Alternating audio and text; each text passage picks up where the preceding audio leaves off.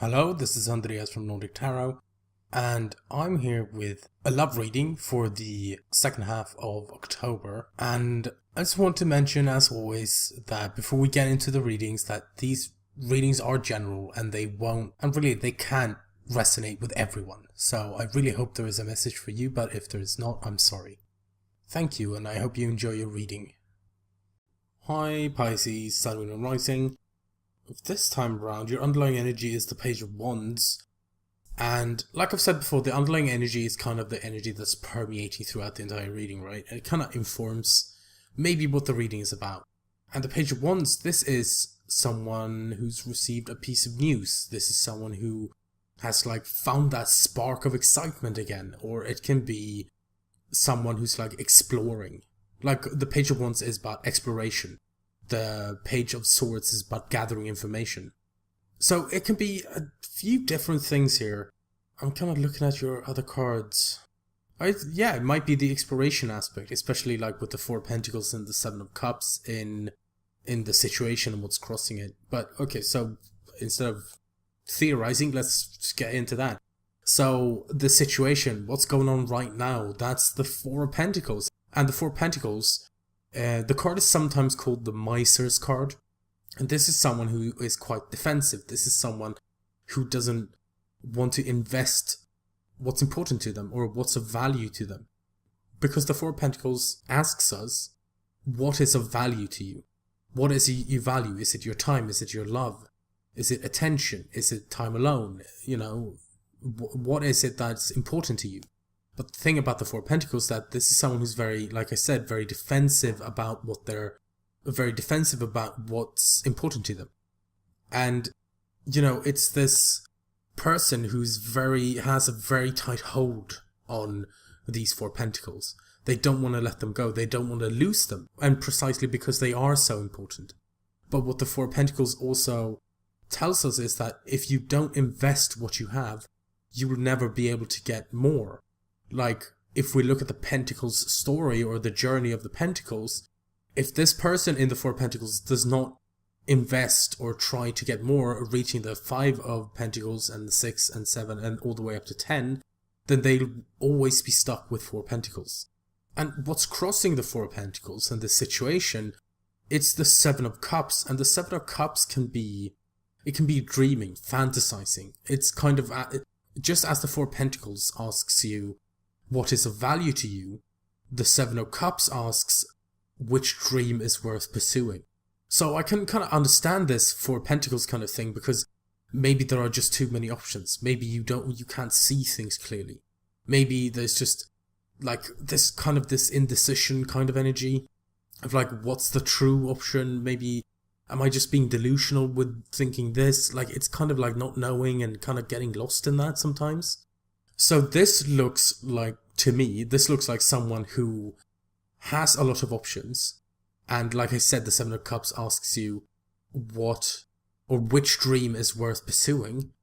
But it feels like these options you have here, you just can't pick a path, or you can't make a choice here because of how valuable these pentacles are. Whatever this thing is that is of value of you, is it this, this can be you opening up to someone, for example, and it looks really tough. And kind of getting is this something to do with someone from the past? It's kind of an extra message I'm getting. Let's throw that in there. In the past, though, you have the Five of Wands. The Five of Wands, it can be inner turmoil. It can be competition. It can be arguing with someone, petty squabbles. What you're arguing about might not be that significant, but it's just a bunch of other stuff around it that's making it more intense than it necessarily has to be. So what is this thing about? Because I kind of get the sense that there was some truth or something that was going on in the past here, and that kind of caused some kind of it was maybe a difficult truth to deal with. Maybe it caused inner turmoil, or oh damn, is this true? Then what does that mean? Or maybe someone was telling the truth about something and that's kind of sparked an argument or something like that. But what that's led to in the present energy is the Knight of Cups.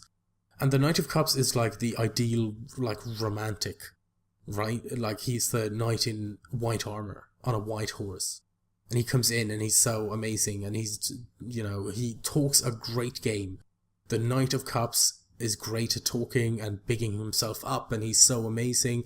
And, he is this thing, like, the Knight of Cups brings you a cup of love or friendship. And this can definitely be your energy as well. But there's this kind of sense of, like, there's some security or stability kind of thing. And the Knight of Cups is not the greatest at providing that kind of thing. Like, he's great romantically, and he's exciting in a romantic sense and, like, falling in love with. But the kind of cautionary tale with the Knight of Cups is that he does not necessarily live up to the story he tells you of himself. And, I mean, you've got a lot of knights here. You've got cups, wands, and swords. And all the knights have a great side and a not so great side.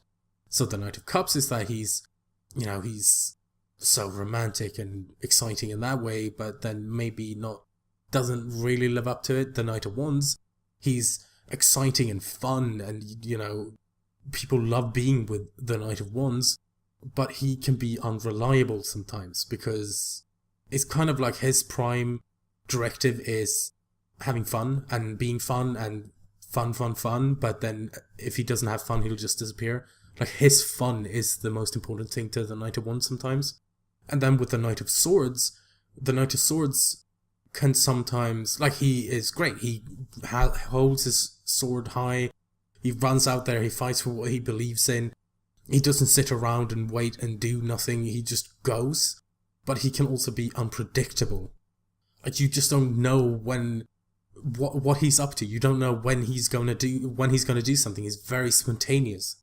And like the Knight of Pentacles, which is the only knight you don't have in your reading, the Knight of Pentacles is, he's diligent and meticulous, and he's great at working, and he gets all the work done, but he's very slow.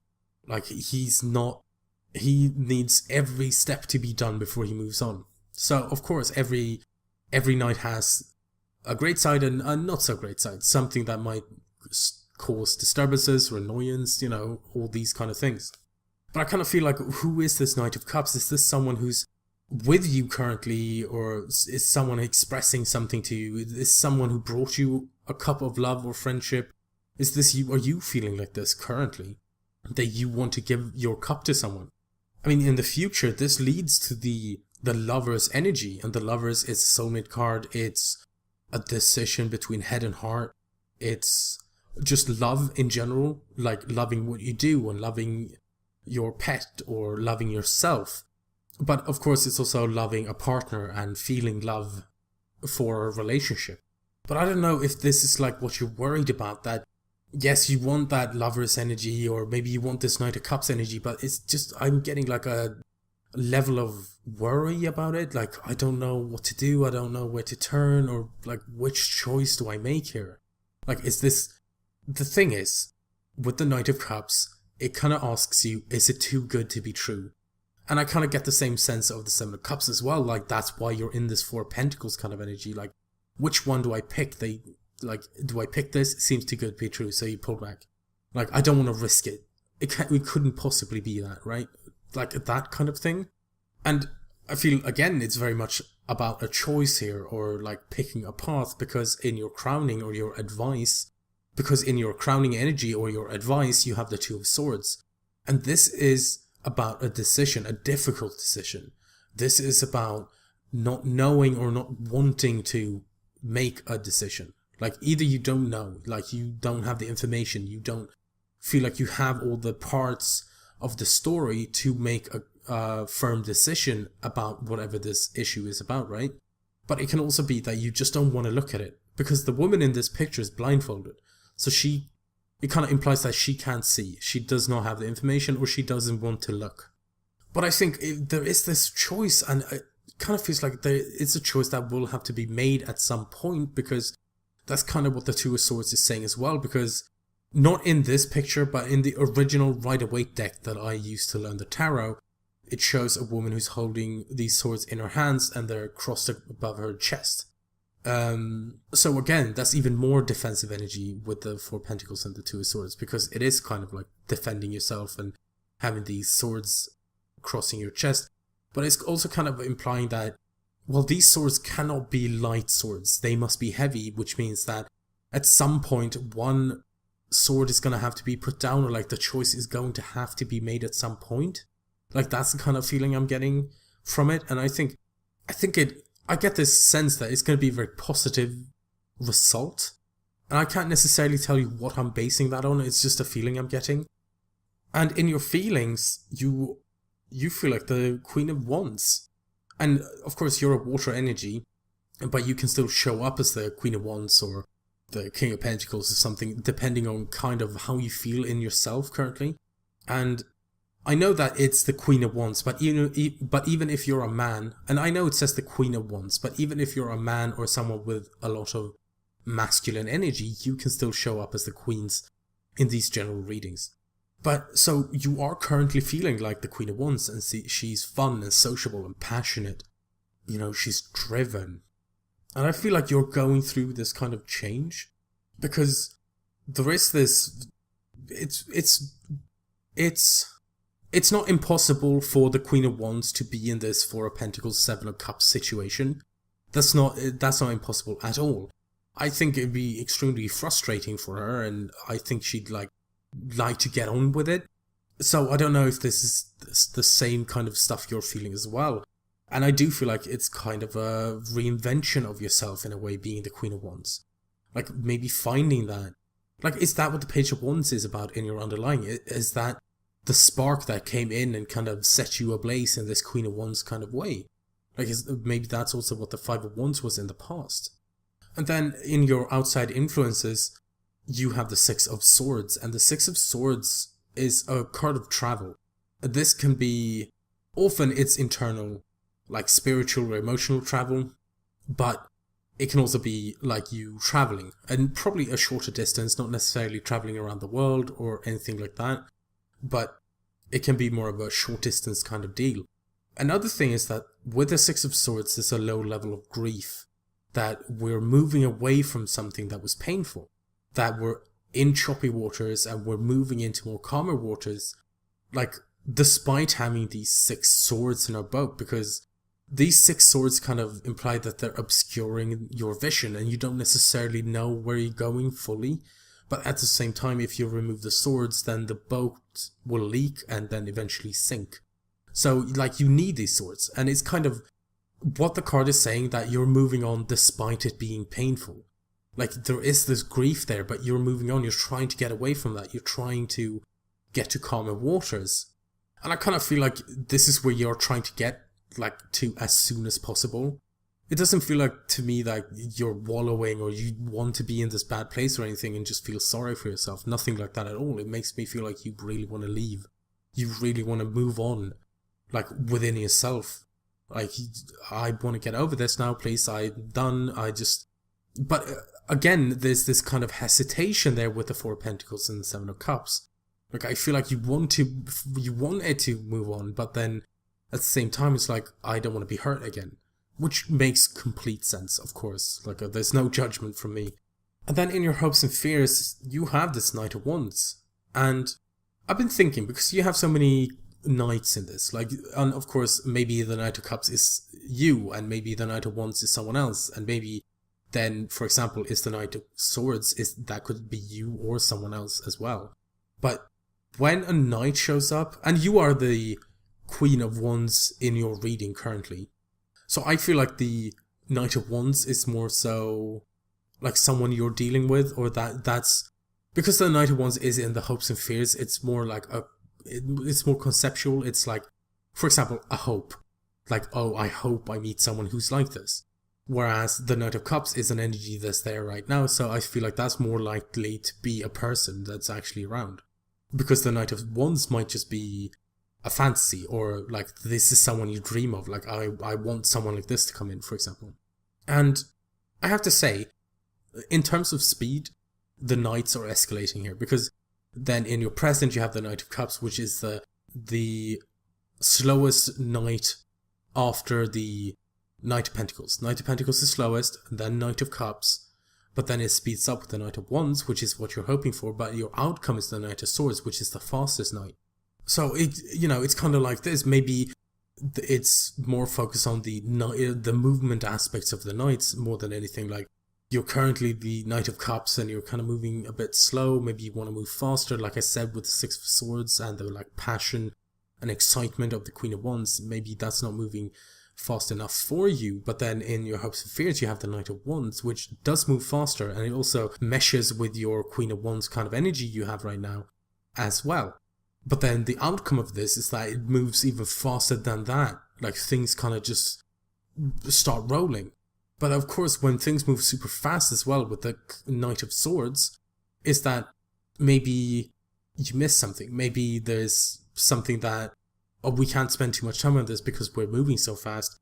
And I feel like this is kind of, I almost feel like this is you shedding some things, shedding difficulties, or difficult choices are getting made, and okay, I accept that this is the choice I've made so I can move on even faster. And I kind of feel like the Silver Lining card and the Clean It Up card are kind of talking about this as well, and I'm going to get to them right now. So for the Oracle of E, you pulled number 37, Silver Lining, and it says, it only looks like disruption. In reality, everything is fine. Everything, in fact, is beyond fine. Underneath appearances is a silver, gold, and platinum lining. Enjoy.